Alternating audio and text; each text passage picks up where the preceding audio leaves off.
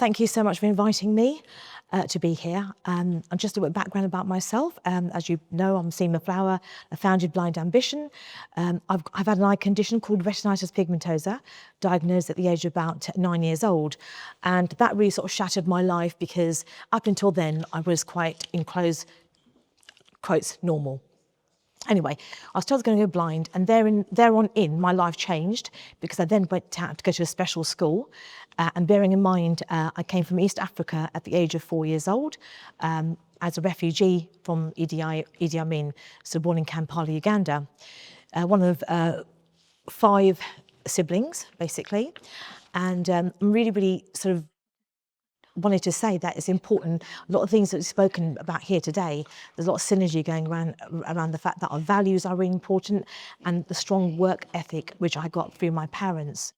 So it's been a struggle, basically, having a disability, and my passion is helping people. So I've done various things in my time, basically. I run various organisations, I run hairdressing salons, etc., etc. If I listen to people who told me, you know, you can't do this, you can't do that, I probably wouldn't actually get out of my bed in the morning, basically.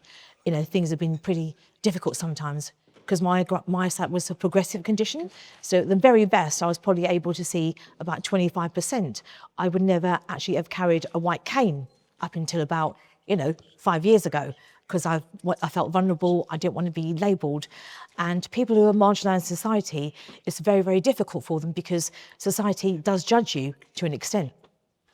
And so my sort of key points I want to make today is that you probably all are team members, you might be employers, you might be brothers, sisters, you have a part in society, and it's about inclusion. It's about looking around those people that you work with to have an inclusive environment.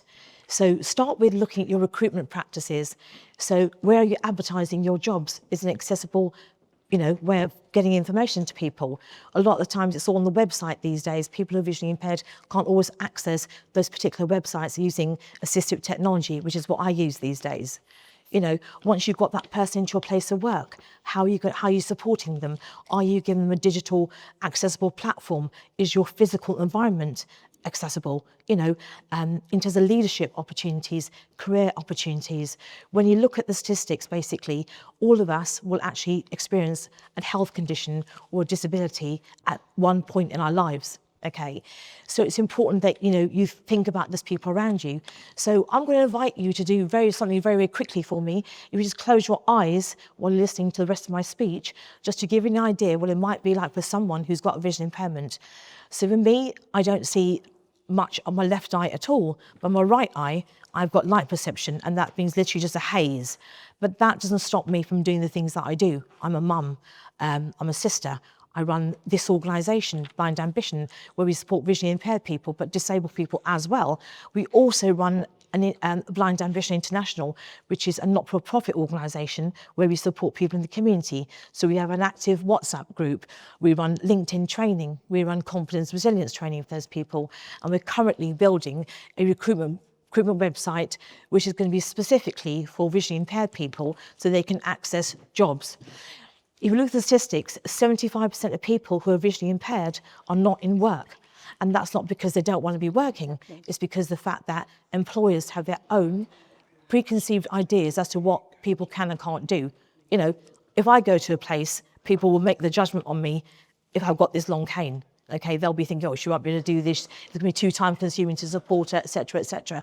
But I think it's important that you give those people who are disabled a chance, because a report which was conducted by one of the leading organisations showed that most people who have disability or marginalised are, going to work 3 times harder in that job. They're going to be more committed, they're going to be loyal, and they're going to actually want to be in that place because it's been so hard for them to get that job in the first place. Now, if you had your eyes closed, if you want to open your eyes, it would just be interesting to hear what was it like for you, if you had to face your life in that situation but not having any sight. Anybody want to say anything? The sort of things that we get, people sort of say it's quite, people quite anxious, it's quite isolating, it's quite scary. Those are sort of feelings that come from having a disability sometimes. But the positive things that are that happened to as a disabled person, you become very, very resilient. You don't take no for an answer, and you make your own way forward. You drive your own pathway forward. So my message to everybody here is, you know, live your dreams. Don't let other people put limitations on what you can and can't do. And what the speaker before me said, your perception is definitely your reality. Thank you.